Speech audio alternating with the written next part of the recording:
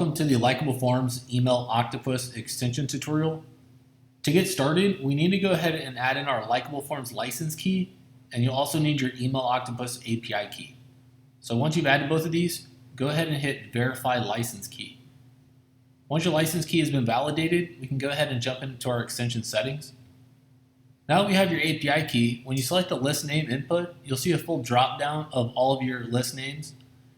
For us in our demo account, we currently have 2 lists, so we're just going to select the first option. The next step is we need to add some contact data for our new subscriber. We can assign the email address, first name, last name, and birthday. So since our form doesn't have any fields, let's go ahead and add a few. So we're going to add an email address field for our subscriber's email. We're going to add a date field for our subscriber's birthday. And we're also going to add 2 text fields, one for the first name and one for the last name. So let's go ahead and change out the field label so that we know how to map these correctly. Now that we've changed the field labels, let's go ahead and jump back into our extension settings and we can go ahead and map the data. So now when we select an email address input, we can see our fields populated in the drop-down.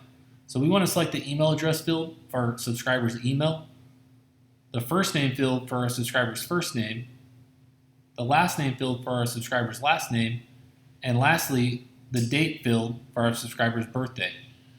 Now the final step is enabling our subscriber status. So we're going to give you control over whether you want to just go ahead and automatically add your subscribers with a subscribed status, or if you like to enable double opt-in.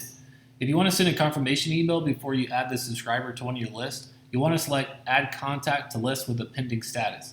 However, if you do select this option, you want to manually enable double opt-in for each list.